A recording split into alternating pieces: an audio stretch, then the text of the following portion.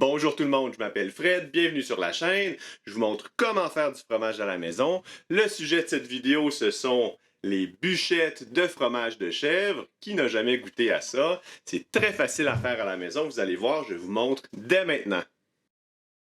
Voici la liste d'ingrédients pour la recette d'aujourd'hui. Si certains d'entre eux peuvent sembler mystérieux pour vous, sachez qu'ils existent. Avec Internet aujourd'hui, on peut pratiquement tout acheter en ligne. Première étape, comme pour toutes les recettes de fromage, je fais bouillir tout ce qui peut l'être. Ça stérilise le matériel, ça va éviter d'avoir des surprises en cours d'affinage. Pour le reste, comme mes mains par exemple que je ne ferai pas bouillir, j'utilise du vinaigre blanc pour les aseptiser. On va chauffer le lait jusqu'à ce qu'il atteigne la température ambiante, soit entre 20 et 25 degrés Celsius. Dans mon cas, j'ai un petit peu dépassé, je suis arrivé à 26 degrés Celsius, donc ce n'est pas un problème si ça vous arrive. Continuez quand même la recette. Le premier ingrédient à ajouter, c'est le chlorure de calcium. C'est optionnel, mais ça va aider à rendre le caillé plus ferme et augmenter un peu votre rendement. J'utilise un quart de cuillère à thé dilué dans un quart de tasse d'eau non chlorée. C'est la quantité pour 4 litres de lait. Si vous en utilisez plus ou moins, ajustez proportionnellement le chlorure de calcium. Ensuite, on ajoute le ferment, qui est un ferment mésophile aromatique. J'utilise un huitième de cuillère à thé. On saupoudre le ferment sur le dessus du lait. On laisse réhydrater 5 minutes. Ça va être plus facile de le mélanger s'il a eu le temps de réhydrater. À cette étape-ci, on n'est plus censé d'être sur le feu. On ne veut pas que la température monte plus que notre 25 degrés Celsius. On mélange durant 1 minute. L'objectif, c'est de bien répartir tout notre ferment à l'intérieur du lait. On utilise une petite quantité de lait ici, quand même 4 litres. 1 minute, c'est peut-être un peu trop, mais allez-y, ça va vous faire faire un petit peu d'exercice. Prochain ingrédient, la présure, c'est ce qui va nous permettre de coaguler le lait. On en utilise très peu pour cette recette, seulement 3 gouttes. Je ne mettrai pas les 3 gouttes directement dans le lait, ce serait difficile de bien les répartir uniformément. Je les dilue au préalable dans de l'eau non chlorée, un tout petit peu d'eau, et ensuite je le verse dans le lait, je mélange 1 minute. Le temps de coagulation pour nos 3 gouttes de présure est assez long, on va laisser ça durant toute la nuit, soit environ 12 heures. Le lendemain matin, on va se préparer à drainer notre lait à travers un coton fromage que je mets à l'intérieur d'une passoire pour me faciliter la tâche. Donc, on voit ici, le lait a bien coagulé et une petite mare de petit lait s'est formée au-dessus. Donc, à la cuillère, c'est une cuillère trouée que j'utilise, mais vous pouvez utiliser une cuillère qui n'est pas trouée, ça n'aura pas vraiment d'impact ici. Une cuillère à la fois, soyez propre, tentez de ne pas tout salir votre cuisine. J'ai mis un chaudron en dessous parce que notre fromage va drainer le petit lait. Et si vous n'avez pas de chaudron ou de récipient en dessous, ça va tomber sur votre comptoir, puis éventuellement sur votre plancher. On va former une sorte de baluchon avec notre coton fromage. Je ramène les coins opposés ensemble, je fais des nœuds très, très, très simples. Puis je vais utiliser, moi, une longue cuillère simplement pour la suspendre entre deux chaises. Certains vont la suspendre sur leur robinet dévié. Assurez-vous que votre robinet soit quand même assez robuste pour supporter cette charge-là. Au début, 4 litres de lait, c'est quand même assez lourd. Alors, ça va prendre un certain temps et plus on enlève de petits laits de notre fromage, plus il va être facile à travailler plus tard, à former. Un hyperlapse ici, chaque seconde de vidéo vaut 2 minutes de réalité. 12 heures plus tard, on voyage dans le temps. Ça a beaucoup diminué, vous pouvez voir. À cette étape-ci, à 12 heures, je vous dirais que c'est une bonne consistance pour faire une sorte de fromage à la crème de chèvre. Ça va se tartiner quand même assez bien.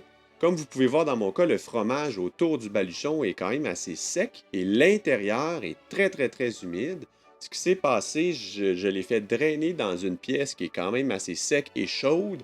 Alors le tour a séché et en séchant, ça a créé une sorte de barrière, une coquille et l'intérieur du fromage n'a pas pu drainer. Alors, ce que je fais ici, je vous montre juste pour que vous sachiez que ça peut arriver. Je remélange tout le fromage ensemble pour briser cette coquille-là et faciliter le drainage plus tard. Habituellement, après 12 heures, on atteindrait une bonne consistance pour faire un fromage à tartiner, disons. Dans mon cas, c'est trop liquide, là, à tartiner ça, ce serait pas le meilleur des résultats. Donc, je le replace. Mon objectif, bien entendu, c'est de faire des bûchettes à la fin, alors je veux que ce soit très sec. Ici, nous sommes 36 heures depuis le début de l'égouttage. On va peser le fromage pour connaître la quantité de sel à ajouter. Dans mon cas, ça m'a pris tellement de temps de le déballer que ma balance s'est fermée toute seule. Alors bon, je vous présente un bol un peu sale dans lequel je vais repeser mon fromage.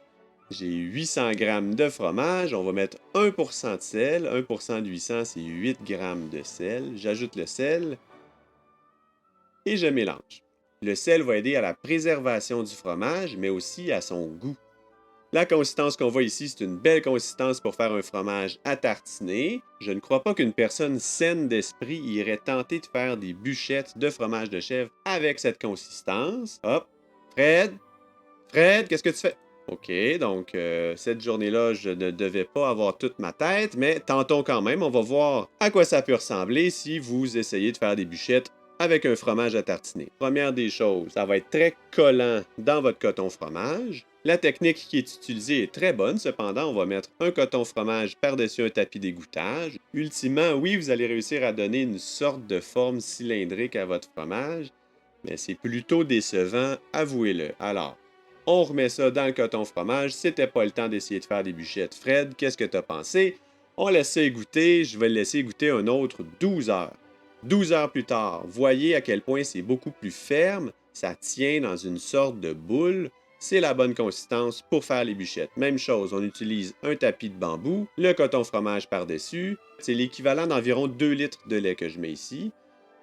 Alors, on utilise le coton fromage et le tapis pour former la bûche.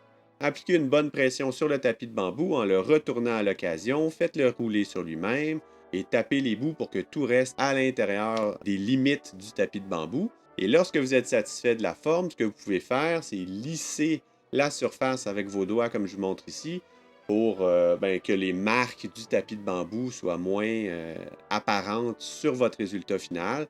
Et en même temps, ça va donner une belle surface lisse qui, dans notre tête d'être humain, est un signe de qualité. Je ne sais pas pourquoi, mais une surface lisse, c'est toujours mieux.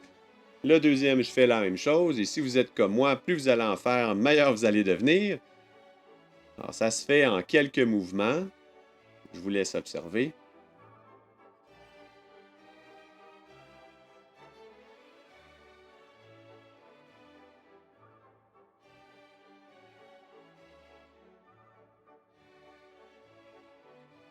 Et voilà, et à la fin, on lisse bien le tout. On a une magnifique bûchette de fromage de chèvre qu'on a fait nous-mêmes à la maison. Les bûchettes de chèvre nature comme ça seront délicieuses, mais vous pouvez les assaisonner. Dans mon cas, je vais utiliser des herbes de Provence pour l'une et du poivre moulu pour l'autre. Je ne vous apprendrai rien. Pour les assaisonner, vous mettez vos herbes sur le fromage, vous le faites tourner un petit peu, vous en remettez d'autres. Et c'est ça, et c'est vraiment au goût. Je crois avoir utilisé 2 cuillères à table environ pour les herbes de Provence. Je n'ai pas vraiment mesuré pour être honnête. Et pour le poivre, c'est la même chose, c'est au goût. On l'applique sur le dessus, on le retourne, on l'applique sur le dessus, on le retourne. Et ensuite, on peut faire rouler le fromage encore quelques tours, simplement pour lui redonner sa forme ronde.